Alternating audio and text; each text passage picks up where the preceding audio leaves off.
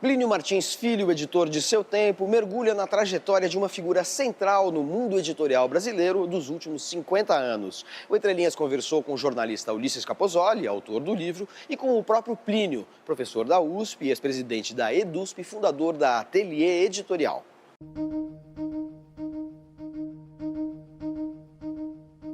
Ulisses, como é que surge a ideia de fazer a biografia do Plínio Martins Filho? Eu acho que a gênese desse trabalho está no outro livro, não, meu, que o Plínio editou, que é um livro da Antártida, né? A história da exploração da Antártica, um pouco do Ártico também.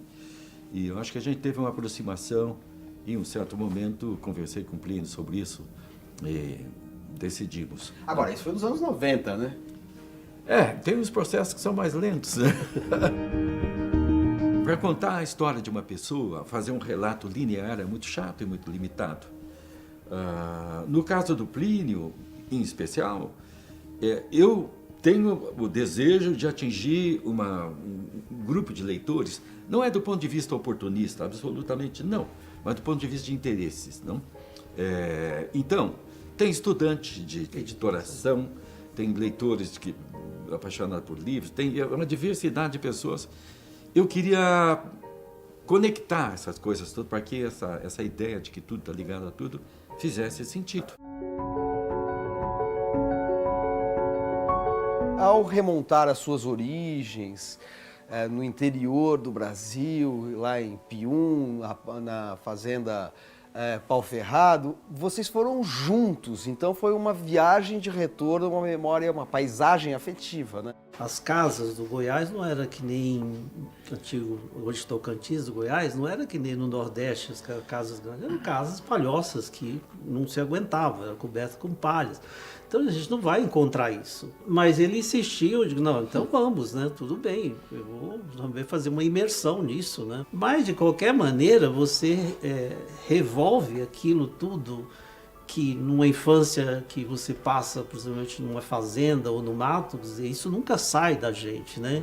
Essa foi a primeira coisa estranha, porque, digo, olha, é um bom começo, mas foi assim que ele decidiu ir, digo, então vamos. Me surpreendeu que o Plínio tenha tido, eu não vou dizer resistência, mas falou, mas ir lá, eu disse, mas não vamos contar a sua história, então vamos mergulhar nela, não?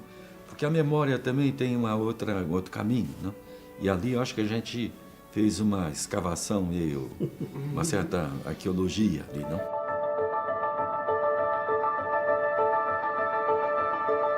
Plínio, daí você vem para São Paulo em 1971, trabalha sucessivamente na editora Perspectiva, onde você conhece um grande editor, Jacó Ginsburg, e depois na EDUSP, onde você trabalha com João Alexandre Barbosa, um grande crítico literário, que são figuras marcantes aqui na sua biografia. Mas tem uma terceira que pouca gente conhece, que não é um intelectual de renome, mas que é tão importante quanto na sua trajetória, que é o Geraldo Gerson de Souza. O Geraldo era um personagem desses raros no mundo da cultura brasileira, no mundo do livro.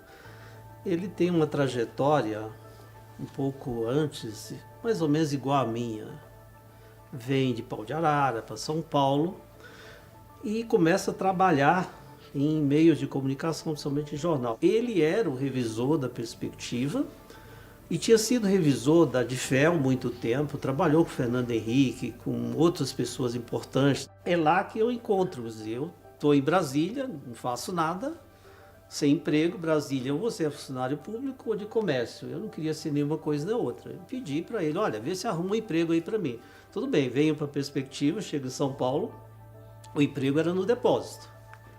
Mas eu, toda vez que saía na hora do almoço, eu subia para ver o que faziam lá em cima. Curiosidade, eu nunca imaginei trabalhar em edição nem nada.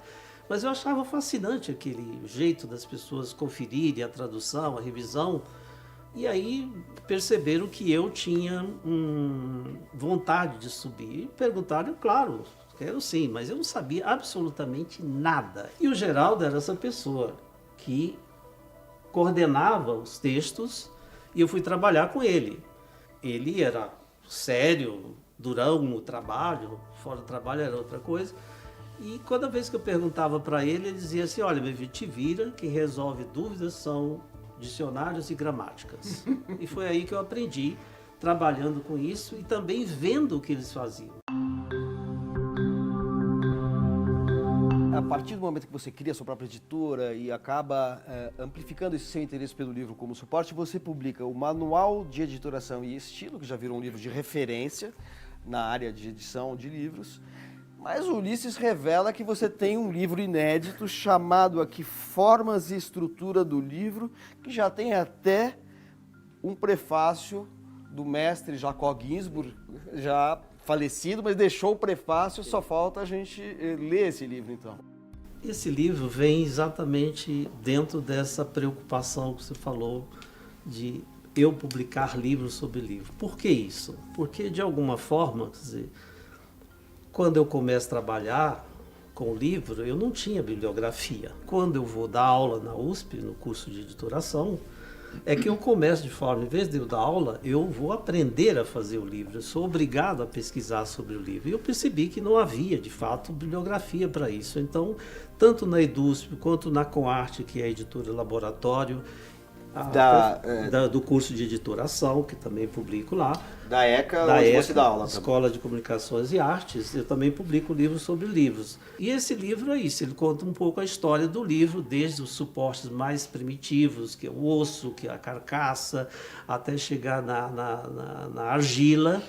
Da argila ela vai para as tabuinhas de argila, passa para as tabuinhas de cera, da cera passa por códice, que a primeira forma do livro são essas tabuinhas que elas se juntam. Aí você vai para o códice, o livro manuscrito, que é o códice quadrado, que já vem com essa coisa, e vai até chegar com a primeira revolução do livro, a segunda, sei lá, que vem a tipografia, que começa o livro moderno. Aí eu estudo o livro moderno passo a passo, os elementos do livro, os externos, internos, cada página ela é discutida e ilustrada. É um livro que está, por dizer, quase 20 anos pronto. O prefácio está escrito há 16 anos, que o Jacó escreveu. E só veio à luz por causa da biografia escrita pelo Ulisses Capozoli.